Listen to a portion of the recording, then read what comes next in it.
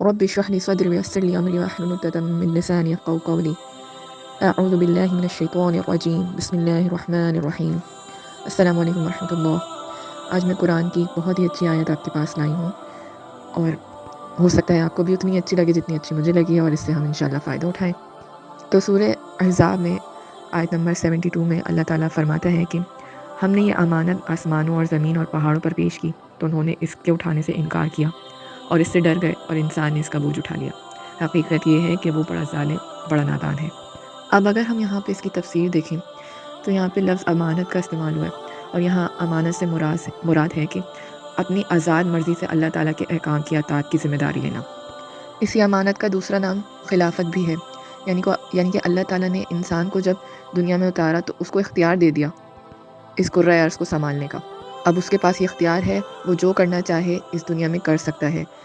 یعنی اب اللہ تعالیٰ نے اس کو کچھ باؤنڈریز بھی دے دی ہیں جس کے تحت وہ چلنا چاہے تو چلے۔ یعنی کہ اب اللہ تعالیٰ نے اس کو اپنے اعمال کا ذمہ دار کہہ دیا۔ اس کو جب اختیار دیے تو وہ اپنے اعمال کا خود ذمہ دار ہے۔ اب وہ صحیح کام کرے گا یا غلط کام کرے گا، اس پر وہ اجر اور ثواب یا سزا کا مستحق ہوگا۔ اب یہی امانت کتنی بڑی ذمہ داری ہے اگر ہم اس کو صرف انسان کی نظر سے دیکھیں۔ جب وہ کسی دوسرے انسان کو، اپنے دوست، اپنے کسی ساتھی کو کوئی چیز دیتا ہے امانت کے طور پہ، کہ آخر کو مالک تو آپ اس کے ہیں، لیکن کچھ وقتی طور پہ آپ نے اختیارات اس بندے کو دے دیے سنبھالنے کے لیے۔ اب آپ تو 24 گھنٹے آپ اس کی رکھوالی نہیں کر سکتے، جس کی وجہ سے آپ نے اس کو وقتی طور پہ ذمہ دار بنا دیا۔ اب اس بندے کی مرضی ہے، وہ جو چاہے اس کے ساتھ کرے۔ آپ نے تو جب آپ اس سے دریافت کریں گے وہ چیز، جب آپ کو وہ دے گا، وہ جس حالت میں آپ کو دے گا، اگر تو وہ اسی کنڈیشن میں ہوگی تو آپ بڑے خوش ہوں گے، اگر وہ نہیں ہوگی تو ظاہر آپ ناراض ہوں گے، ایک دل میں خلش آئے گی، آپ کا رشتہ خراب ہوگا۔ اور عموماً اگر انسانوں میں یہ امانت میں خیانت ہوتی ہے تو کس قدر رنجشیں پیدا ہو جاتی ہیں، بے شک معافی اختلافی ہو جاتی ہے، لیکن آپ کے دل میں بات رہتی ہے کہ اس نے میرا یہ کام غلط کیا تھا، اس نے میری چیز صحیح سے نہیں سنبھالی۔ اب آپ کا اعتبار اس سے اٹھ جاتا ہے۔ اب آپ اس پہ اگلی بار سے بھروسہ نہیں کریں گے، اپنی کوئی چیز اس کو دیتے نہیں، آپ گھبراتے ہیں دیتے ہوئے، آپ کہتے ہیں میں خود ہی کچھ نہ کچھ ارینجمنٹ کر لوں، لیکن میں اس کو نہیں دوں گا، پھر سے میری چیز کے ساتھ یہی حال ہونے۔ تو امانت کی حیثیت یہ ہے انسان کے دلوں میں۔ لیکن اب آپ کا اللہ پوری دنیا نہیں، پوری کائنات میں تو پتہ نہیں کتنے زیادہ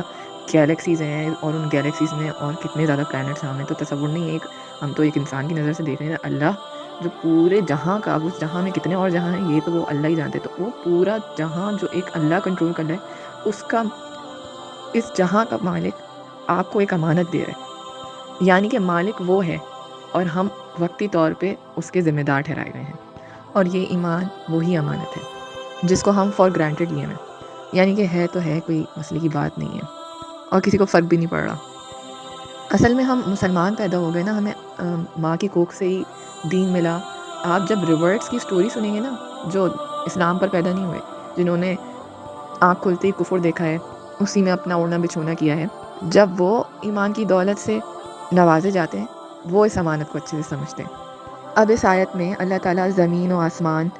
پہاڑ جیسی بڑی بڑی چیزوں کو یہ امانت کے طور پہ پیش کر رہے ہیں۔ اب یہاں پہ مفسرین کی دو رائے ہیں۔ ہو سکتا ہے اللہ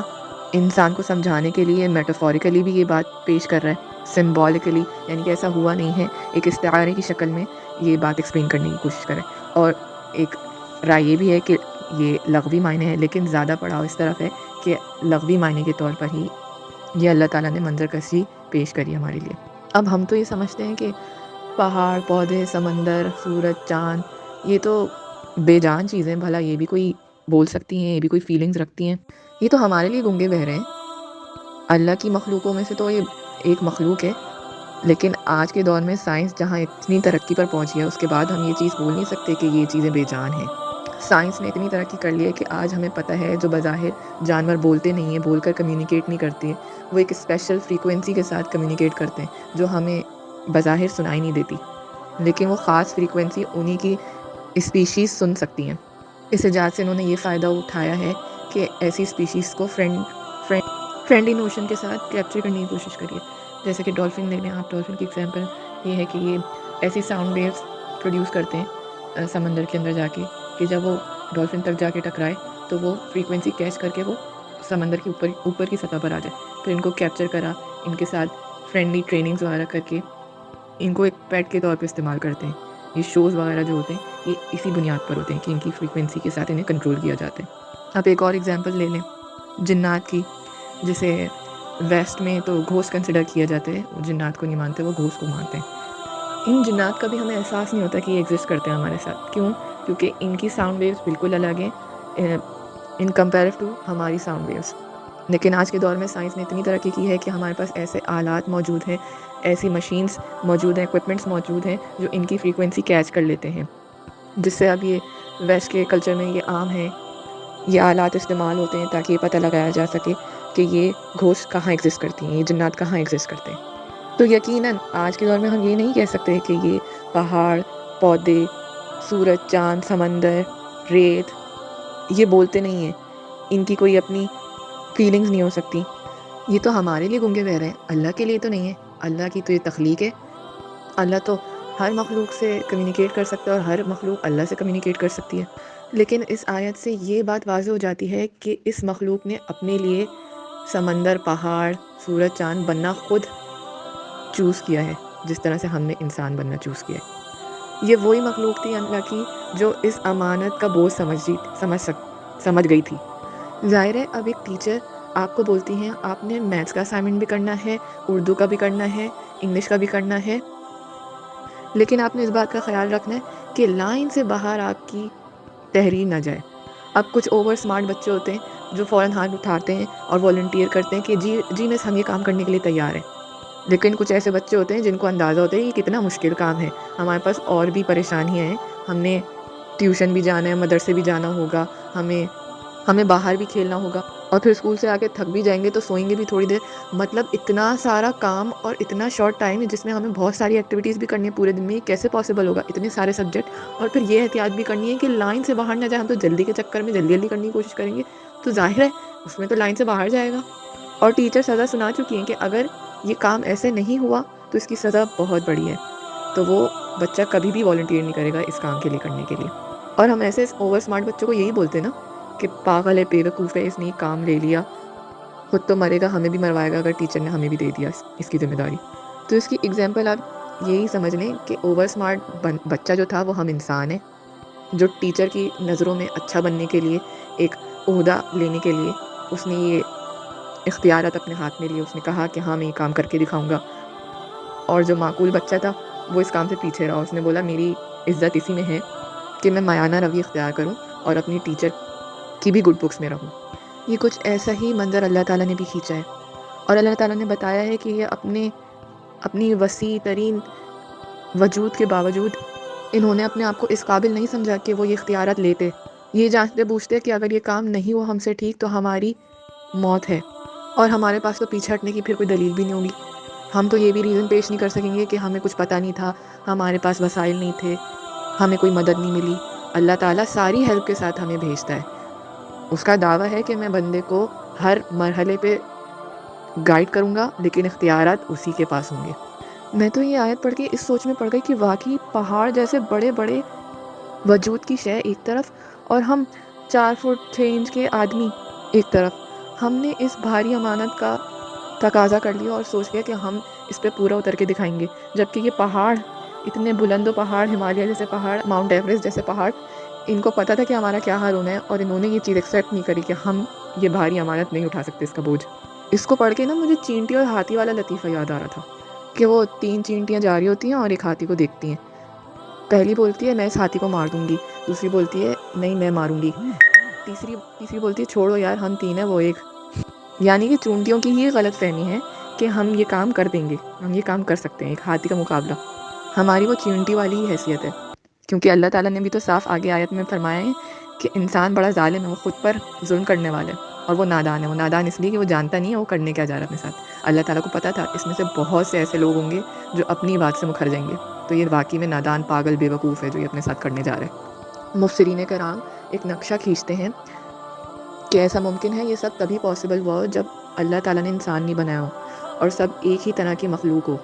کسی کا کوئی ڈفرینس نہیں ہو وجود میں کسی طرح کا بھی، سب ایک ہی طرح کی مخلوق ہو، اور پھر اللہ تعالیٰ نے اپنے سامنے اپنے مخلوقات کو حاضر کر کے یہ سوال کیا ہو کہ کون یہ امانت کی ذمہ داری لینا چاہے گا۔ اللہ تعالیٰ نے پوچھا ہوگا کہ میں اپنی ساری مخلوقات میں سے کسی ایک کو یہ طاقت بخشنا چاہتا ہوں جو اپنی مرضی سے اس بات کا اقرار کرے کہ اللہ ایک ہے، اور پھر میرے تمام احکام کی پیروی کرے۔ ہاں، اس کے لیے ایسا بھی ممکن ہوگا کہ وہ میرے خلاف ہی کھڑا ہو جائے، وہ سرے سے یہ کہہ دے کہ اللہ ایگزسٹ نہیں کرتا، بلکہ میرے بت ہیں، میرے پیر ہیں جو سب سے بڑھ کر ہیں، اور وہی تمام لوگ میری حاجت پوری کرتے ہیں۔ نعوذ باللہ، استغفر اللہ۔ اور پھر میں یہ تمام اختیارات دے کے اس انسان سے، اس تمام مخلوقات سے ایسا چھپ جاؤں گا، اس انسان سے ایسا چھپ جاؤں گا جیسے میں ایگزسٹ ہی نہیں کرتا، اور پھر اس کو ایک لمبی ڈیل دوں گا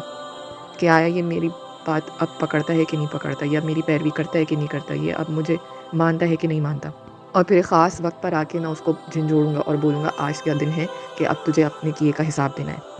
اور جو میرے اس امتحان پہ پورا اتر گیا تو میں اس کو ایک بلند و بالا مرتبہ دوں گا، اس کے لیے جنت ہے۔ تو کون ہے وہ ایسا بندہ جس کو میں یہ اختیارات دوں؟ بندہ نہیں، مخلوق۔ تو اس وقت تمام مخلوقات کے چہرے پر ایک سناٹا سا چھا گیا ہوگا، اور جو یہ پہاڑ پودے، اس شکل کی مخلوقات جو بنے ہیں آج، وہ فوراً اس مخلوق میں گھٹنے ٹیکتے ہوں گے اپنے اللہ کے آگے، اور ہاتھ جوڑے ہوں گے کہ اللہ، ہم یہ بھاری بوجھ نہیں دے سکتے، ہم اسی میں خوش ہیں کہ ہم تیری پیروی کرتے رہیں، یہ جانتے ہوئے کہ تو ہی ہے ہمارا رب۔ اس مخلوق نے معافی مانگی ہوگی اور التجا کی ہوگی کہ ہمیں اس انسان ہونے کا وجود نہ دینا۔ جہاں ایک طرف یہ مخلوق اپنے گھٹنے ٹیک کے نیچے بیٹھ گئی ہوگی، وہیں دوسری طرف سے ایک آواز آئی ہوگی جس نے یہ کلیم کیا ہوگا کہ یا اللہ، ہم تیری یہ امانت کا ذمہ اٹھائیں گے، ہم تیرے بلند و بالا مرتبے پہ آئیں گے۔ اور یہ وہی انسان ہے جو آج اپنی امانت بھولا ہوا ہے۔ ہم وہی مخلوق ہیں جس کے ذمہ یہ بوجھ باندھا ہوا ہے، جس کو اللہ روز ڈیل دیتا ہے اور روز کہتا ہے کہ شاید آج میرا بندہ میری پیروی کرے، میرے راستے پہ چلنے کی کوشش کرے۔ اور جب ہم نے یہ نعرہ لگایا ہوگا کہ ہم اس امانت کا بوجھ اٹھانا چاہتے ہیں، تو اللہ تعالیٰ نے یہ بات سوچی ہوگی کہ ہم بہت نادان ہیں، ہم بے وقوف ہیں، ہم نے اپنے اوپر بہت بڑا ظلم کیا ہے جو ہم نے یہ کہا ہے، ہم اپنی ذمہ داری سے آج بے غرض ہو کے بیٹھے ہیں۔ ہم نے آج اپنا طرز عمل یہ بنا لیا ہے کہ ہم مہنگے سے مہنگا جوڑا پہن کے جائیں گے، بال کھول کے، سنگار کر کے، خوب میک اپ کر کے، مکس گیدرنگز میں جائیں گے، نامحرم مردوں سے باتیں کریں گے، اپنے باڈی پارٹس ریویل کریں گے، ناچیں گے مکس گیدرنگز میں۔ یعنی ہم اپنی تباہی کا سامان خود کھود رہے ہیں۔ جہاں 3 عورتیں مل جائیں گی وہاں بیٹھ کے غیبت کریں گے، اور اپنے ساتھ نہ جانے کتنے لوگوں کو لے کے ڈوبیں گے۔ السلام علیکم ورحمۃ اللہ۔